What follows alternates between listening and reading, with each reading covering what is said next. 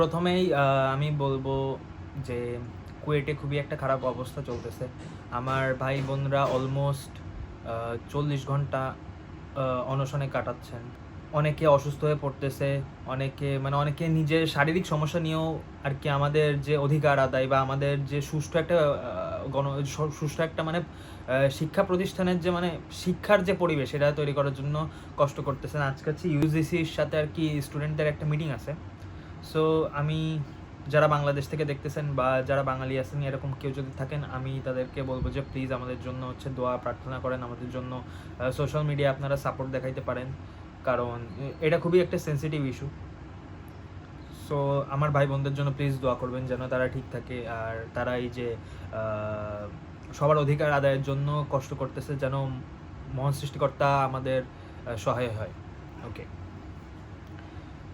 আমরা ইসের আলোচনায় যাব, ঠিক আছে? আমরা চ্যাম্পিয়ন্স লিগের সেমিফাইনালের আলোচনায় যাব পরে। প্রথমে কথা বলবো হচ্ছে বার্সেলোনা রিয়াল মাদ্রিদের কোপা ডেল রে ম্যাচ নিয়ে। কোপা ডেল রের ফাইনালে রিয়াল মাদ্রিদের মুখোমুখি হবে বার্সেলোনা। তো তার আগে বার্সেলোনার অলরেডি আজকে যে তারিখ, তাতে বার্সেলোনা অলরেডি 2টা গেম খেলে ফেলছে। একটা হচ্ছে মায়োরকার সাথে, একটা সেল্টা ভিগোর সাথে 4-3 কামব্যাক। তো চ্যাম্পিয়ন্স লিগের সেমিফাইনাল নিয়ে আমরা কথা বলবো, বাট প্রথমে আমাদের কথা বলতে হবে হচ্ছে Real Madrid versus Barcelona El Clasico সিরিয়ার ফাইনাল। আই থিঙ্ক এটা বহু বছর পরে, লাইক 14-15 সালে মেবি বা 16-17 সালে একবার হয়েছিল আমার মনে আছে, যেবার হচ্ছে বেল লিটারেলি মার্ক বার্ট্রার সাথে বল নিয়ে পিচের বাইরে থেকে দৌড়ে যে আবার বল নিয়ে নিয়েছিল। আইকনিক মোমেন্ট ভাই। এত বছর পরে আবার একটা এল clasico final between Real Madrid and Barcelona in a Copa del Rey match. আর এখন পর্যন্ত রিয়াল মাদ্রিদ যে 2টা কম্পিটিশনে আছে, 2টা কম্পিটিশনে কিন্তু নির্ধারণ হইতে পারবে এল ক্লাসিকোর উপরে নির্ভর করে। Copa del Rey final, El Clasico. 11ই মে হচ্ছে লা লিগার একটা লিগ ডিসাইডার বলতে গেলে। এখনো মাত্র 4 পয়েন্টের গ্যাপ, কারণ রিয়াল মাদ্রিদের হাতে 1 পয়েন্ট আছে, বার্সেলোনা 7 পয়েন্ট আগায়, বাট রিয়াল মাদ্রিদের হাতে যেহেতু 1 পয়েন্ট আছে, if they win they can close the gap between in only just 4 পয়েন্টসের গ্যাপ থাকবে। তো এখন 11ই মে যারা জিতবে তাদের কাছে, এর মধ্যে যদি বার্সেলোনা পয়েন্ট স্লিপ আপ করে বা কিছু, তাহলে 11ই মে যদি রিয়াল মাদ্রিদ জেতে, they have a chance to win the league. আমি বলবো না যে এটা কি অবিচার হয়েছে না কি হয়েছে, এটা আসলে বলা যাবে না, কারণ রিয়াল মাদ্রিদ পুরো সিজন ধরে এত বাজে খেলছে। তো তারপরেও তারা যদি জিতে, আই মিন ফেয়ার ইনাফ। ফুটবলে আর কি সব কিছু আনপ্রেডিক্টেবল। আর্সেনালের সাথে যে গেম প্লে দিচ্ছে, আই থিঙ্ক গেম প্ল্যান খুব একটা চেঞ্জ হয়েছে। আগের সিজনে এরকম ক্রস বেসড গেম প্লে দিত। আমরা এমন না যে রিয়াল মাদ্রিদকে খুব ডমিনেটিং ফুটবল আমরা খেলতে দেখছি। রিয়াল মাদ্রিদ নিজেদের মাঠে গেলে ওই ক্রস বেসড ফুটবলই খেলে। আগের সিজনে এই ক্রস বেসড ফুটবল ইউজ করার জন্য হোসেলে ছিল একটা ট্র্যাডিশনাল নাম্বার 9, যারা বক্সের মধ্যে যে ওই ক্লিনিক্যাল অপশনগুলো খোঁজে, যাতে বল আসলে তাদের হেড দিবে বা এই টাইপের কিছু করবে। বাট এই সিজনে ওরকম ক্লিনিক্যাল নাম্বার 9 নাই রিয়াল মাদ্রিদের ক্লিনিক্যাল নাম্বার 9-এর পজিশনে এখন কিলিয়ান এমবাপ্পে খেলতেছে। জাস্ট এই সিচুয়েশনটা দেখো যে আমাদের বেলিংগাম ছিল।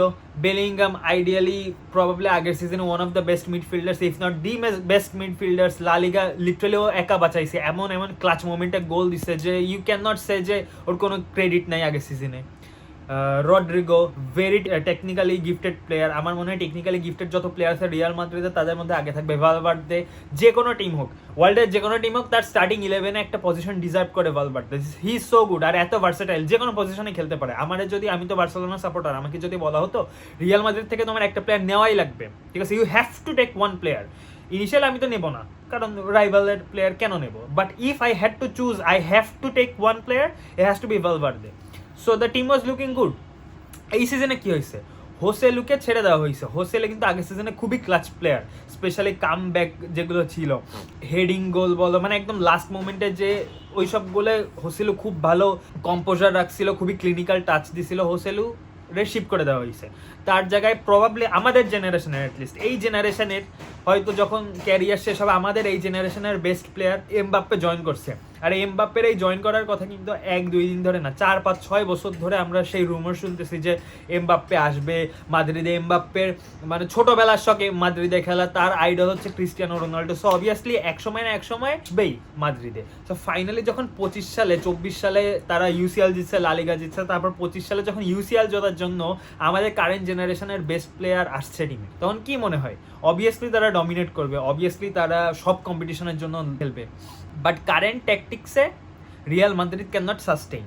দ্য রিজন ইজ এমবাপ্পে যখন পিএসজিতে এত গোল করছে, প্রায় সব রেকর্ড ভেঙে দিছে পিএসজির, গোল স্কোরিং হোক বা মানে অ্যাপিয়ারেন্স হোয়াট এভার, অনেক রেকর্ড ভাঙছে, all time highest goal scorer পিএসজির। এত রেকর্ড ভাঙার মেইন কারণ হচ্ছে ওর পজিশন।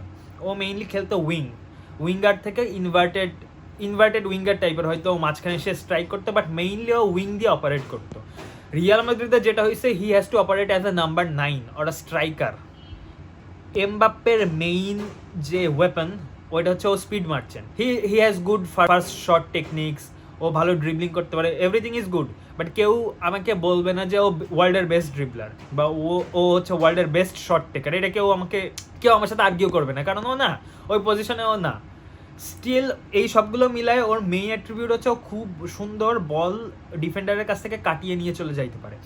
এখন যখন তুমি সেন্টার ফরওয়ার্ড বা একটা স্ট্রাইকার পজিশনে খেলতেছো, তোমাকে ব্লক করার জন্য 2টা সেন্ট্রাল ডিফেন্ডার থাকবে। ওয়ারাস তুমি যদি উইংয়ে খেলো, তাহলে মেইনলি তোমাকে একটা ফুল ব্যাককে পুশ করবে আর আরেকটা সেন্টার ব্যাক হয়তো তোমার কাছে চলে আসতে পারে, বাট অনেক সময় তারা স্ট্রাইকারের আশেপাশেই ঘোরে যাতে স্ট্রাইকার বল রিসিভ করতে না পারে।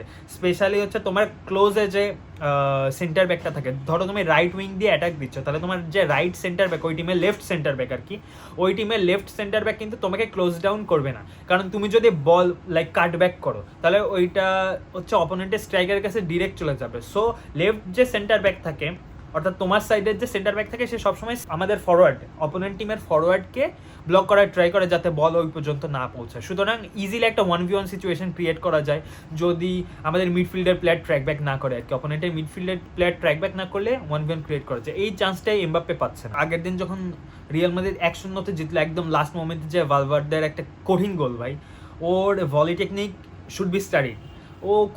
ও যখন গোল দেয় এই টাইপের মানে আউটরেজাস গোলই স্কোর করে, which is good, and I am very happy যে ওরা ফাইনালি গোল দিয়ে 3 পয়েন্ট নিতে পারছে, কারণ আদারওয়াইজ ওদের মোরাল খুবই ডাউন হয়ে যাইতো। কারণ পরপর মেবি 2-3 ম্যাচ হারতেছে, আর না হ্যাঁ পরপর আই গেস 3 ম্যাচ হারতেছে, কারণ স্পেনিয়ল না ভ্যালেন্সিয়া কাদের সাথে ওই যে লাস্টে যে হারলো, তার আগে আর্সেনালের সাথে একবার হারছিল, আবার এই সে আরও একবার হারলো আর্সেনালের সাথে। সো আই থিঙ্ক ওদের মোরাল খুবই ডাউন হয়ে যাইতো।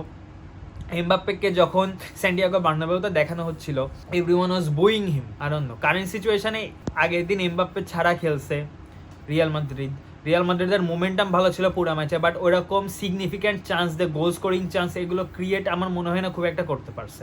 যদি আমি খেলা দেখি নাই, বাট আমি হাইলাইটস দেখে যা বুঝলাম যে ওরকম মনে হয় চান্স ক্রিয়েট করতে পারে নাই। কোপা ডেল রে ফাইনালের কথায় যদি আসি, তার আগে বার্সেলোনা সেল্টা ভিগোর ম্যাচের কথা বলি। পরপর 2 ম্যাচ, মায়োরকার ম্যাচ বাদ দিলাম, পরপর 2 ম্যাচ অর্থাৎ ডর্টমুন্ড সেকেন্ড লেগ আর সেল্টা ভিগোর হোম ম্যাচে বার্সেলোনা 2টা পেনাল্টি কনসিড করছে। বর্ষা ডর্টমুন্ড এটা মানা যায়, চ্যাম্পিয়ন্স লিগের কোয়ালিফায়ার রাউন্ড, অবভিয়াসলি সবার মধ্যেই ইচ্ছা থাকবে যে তারা ভালো খেলবে, and signal Iduna park is a very tough stadium. So I do understand that, but নিজেদের মাঠে 3 গোল খাওয়া, তাও বরহে ইগলেসিয়াসের কাছে ইটস আউটরেজাস ভাই। প্রথম গোলটা আমার মনে হয় শেজনির দোষ ছিল। সে ইদার লেটে যখন তুমি দেখলা যে তোমার বল পর্যন্ত যাইতে লেট হয়ে যাচ্ছে, তোমার লাইন দিয়ে সরাই উচিত না, অথবা আরও দ্রুত আসা উচিত বল কালেক্ট করতে। সেকেন্ড গোলে ফ্র্যাঙ্কি ডিয়ংয়ের দোষ ছিল। তো এভাবে দোষ আর কি দেওয়া যায়, but finally they had made the comeback, and this comeback could be the reason যে বার্সেলোনা লা লিগা জিতলো। ঠিক আছে, বার্সেলোনা যদি লা লিগা জেতে, this could be a very important part, যে 3-1 থেকে 4-3 কামব্যাক দিছিল, এই জন্য হচ্ছে আর কি তারা লা লিগা জিতছে। আগের দিনের ম্যাচে অনেকগুলো রোটেশন করা হয়েছে, which is I think very good decision by Flick, কারণ কোপা ডেল রের ম্যাচে it could go up to 120 minutes, 120 মিনিটের খেলা হইতে পারে, আর তার থেকে 2-3 দিনের মধ্যেই আবার ইন্টার মিলানের ফার্স্ট লেগ। সো প্লেয়ারদের রেস্ট খুবই জরুরি ছিল। I think Hansi Flick has done a great job, যে সব প্লেয়ারদের রেস্ট দেওয়া হয়েছে, এতে আমার মনে হয় ভালোই হয়েছে। So I think Hansi Flick has done a great job giving players like Raphinha, Gerard মার্টিনের থেকে I think Hector Fort plays way better ভাই। I don't know, attacking threat, Balde যে অ্যাটাকিং থ্রেট ক্রিয়েট করে, ওইটা বার্সেলোনায় কোনো মানে fullback create করে না, এটা একদম মেইন কথা। কারণ হচ্ছে লেফট উইংয়ে যখন রাফিনা খেলে, ও ইনভার্টেড উইঙ্গার হয়ে খেলে, সো ও উইং দিয়ে অপারেট করেই না, ও বল নিয়ে ভিতরে ঢোকে বা কিছু করে। সো ওই পজিশনে লেফট উইং ব্যাক হিসেবে আর কি বালদি খেলে, বালদি একদম সামনে চলে যায় বল নিয়ে, ড্রিবলিং করে কাটায় সামনে চলে যায়, কাট ব্যাক করে, যেটা হয়তো রাফিনার কাছে আসে, রাফিনা পরে অন্য প্লেয়ারের কাছে দেয়। সো এই অ্যাটাকিং থ্রেডটা কিন্তু জেরার্ড মার্টিন ক্রিয়েট করতে পারে না। ডিফেন্সিভলি হয়তো বালডের সমান বা বালডে থেকে হালকা একটু বেটার হইতে পারে, বাট অফেন্সিভলি যে অ্যাটাকটা, তাহলে আমাদের লেফট সাইডটা বলতে গেলে ও কখন যে ক্রস দেবে তার উপরে ডিপেন্ড করে, মানে অ্যাটাকিং যে থ্রেডটা থাকে ওই থ্রেডটা অনেকটাই নিউট্রালাইজ হয়ে যায়। I think Hector Fort is better than Gerard Martin. আমি জানি না হয়তো ডিসিপ্লিনারি ইস্যু আছে বা কিছু কী কারণে Hansi Flick does not trust Hector Fort over Gerard Martin, but I think Hector Fort has played better. And আগের দিন লেফট ব্যাক পজিশনে খেলেছিল, যদি ওর ন্যাচারাল পজিশন কিন্তু লেফট ব্যাক না, is a natural right back, yet he played left back and I think he played better than Gerard Martin. ঠিক আছে, জেরার্ড মার্টিন অফসাইড ট্র্যাপ সাথে ঠিকভাবে অ্যাডজাস্ট করতে পারে না। একটা ভিডিও রিসার্ফেস করছিল, আমি যদি পাই তাহলে অ্যাড করে দিব, যে ও অফসাইড ট্র্যাকে ব্যাক আসতে 2-3 বার করে খালি নিজের জায়গায় পড়েই যাইতেছে, মানে ও ট্র্যাক ব্যাক করতে পারতেছে না easily. So I think Hector Fort played good. Ansu Fati was really good ভাই। আনসু ফাটি, আই থিঙ্ক আনসু ফাটি স্টিল হ্যাজ দ্য টাচ ভাই। আমি আগেও বলে আসছি যে আনসু ফাটি has got the touch, and এই যে ক্রাঞ্চ মোমেন্টে যখন অনেক ইনজুরি হচ্ছে, প্লেয়ারদের উপরে অনেক প্রেশার পড়ে যাচ্ছে, আই থিঙ্ক এই মোমেন্টে রোটেশন করা ওয়াজ এ গুড ডিসিশন। বার্সেলোনার এখনও চান্স আছে ট্রেবল জেতার। ঠিক আছে, বার্সেলোনা, কোপা ডেল রে, লা লিগা, ইউসিএল 3 জায়গায় একদম প্রাইম পজিশনে আছে। আই থিঙ্ক ওদের আর 9টা ম্যাচ বাকি। এই 9টা ম্যাচ যদি জিতে, 9টা ম্যাচও জিতা লাগবে না আই গেস, আই মিন 2টা ম্যাচ তো অবশ্যই জিতা লাগবে, মানে 9টা ম্যাচের মধ্যে আই গেস 5-6টা ইম্পর্টেন্ট ম্যাচ আছে যেগুলোতে হারাই যাবে না এরকম পজিশন। তো এইসব ম্যাচ যদি জিতে তাইলে হয়তো বার্সেলোনারা ট্রেবেলের আশা করতে পারে। আমার মনে হয় বার্সেলোনার এখন ট্রেবেল জেতার জন্য সব থেকে ইম্পর্টেন্ট প্লেয়ার হচ্ছে ড্যানি ওলমো আর Pedri. Why? Dani Olmo very injury prone, সিজনে হয়তো মানে ওর পোটেনশিয়াল যত ও সেটা ফুলফিল করতে পারেনি জাস্ট বিকজ যে কনস্ট্যান্টলি ইনজুর্ড হইতো। তো আমার মনে হয় এই সিজনে, এই যে ক্রাঞ্চ টাইম সিজনের এখন আমাদের উচিত, আই থিঙ্ক বার্সেলোনা মেডিকেল স্টাফের উচিত ড্যানি ওলমোকে সামলায় রাখা, ঠিক আছে, যাতে ড্যানি ওলমো ইনজুরিতে না পারে। I think if Dani Olmo is fit he can provide a lot to the team, specially যখন আমাদের main striker Lewandowski is out for 3 weeks. 3 উইকের জন্য যেহেতু out, I think Dani Olmo could be the last like nail in the coffin. Dani Olmo can play as false 9, can play as number 10, can play as central attacking midfielder. But আমার মনে হয় যেহেতু Lewandowski নেই, I think সার্কিতো Ferran Torres he will play as a striker. So তার পিছনে Dani Olmo খেলবে। Dani Olmo close স্পেসে এত সুন্দর বল কন্ট্রোল ভাই, আই থিঙ্ক পেদ্রির পরে বা পেদ্রির সমান ভাই, এত সুন্দর বল প্লেয়ার। আর সেকেন্ড প্লেয়ার আমি বললাম যে পেদ্রি। ড্যানি ওলমো আগের দিন সেল্টা ভিগোর সাথে ম্যাচে নামার সাথে সাথে ইনস্ট্যান্ট ইম্প্যাক্ট, ও গোল করেই কামব্যাকের শুরুটা করছিল। 3-2 যে সেকেন্ড গোলটা, মানে 4-3 যে সেকেন্ড গোলটা ওইটা ও দিছিল। সো ওইখানে ইম্প্যাক্ট, আগের দিন এই মায়োরকার সাথে গোলটা ও দিল। So I think he is the key for Barcelona's treble alongside Pedri. Pedri is arguably the best player in the world right now.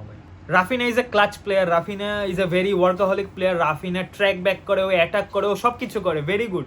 But as a raw talent, as raw output, as when it comes to controlling the game, there is no one else like Pedri. Pedri controls the game like no one else does. Pedri is so good, he controls the game so well. I just don't know ভাই, last 25 ম্যাচে আমি দেখলাম যে maybe 25 match বা কিছু 2025 সালের last 25 ম্যাচে 17টা MVP হইছে পেদ্রি। এরকম স্ট্যাট লাস্ট মেসির দেখা যাইতো, মেসির হয়তো আরও বেশি হইতো, 25টার মধ্যে 20-21টা হইতো, but Pedri at 21-22 is doing unthinkable things in the midfield. ওর হয়তো অ্যাসিস্ট, গোল এইগুলো বলবে না যে ও কত ভালো খেলে বা কি, বাট একটা সার্ভেতে দেখা গেছে যে লা লিগায় যতগুলো মিডফিল্ডার আছে তাদের মধ্যে 21টা মেট্রিকে, মানে 21টা জিনিসে পেদ্রি নাম্বার 1। প্রোগ্রেসিভ পাস বলো, টোটাল পাস কমপ্লিশন বলো, অ্যাভারেজ পাস কমপ্লিশন রেট বলো। বার্সেলোনার যদি ট্রেবল জেতা লাগে, Dani Olmo and Pedri has to stay fit, that's it. Copa del Rey final, I don't know what's gonna happen. যদি এর মধ্যে কোনো আপডেট থাকে I will try to give you, but yeah that's it. Champions League নিয়ে আরেকটা video বানাবো। I think video মেলা বড় হয়ে গেছে। টাটা।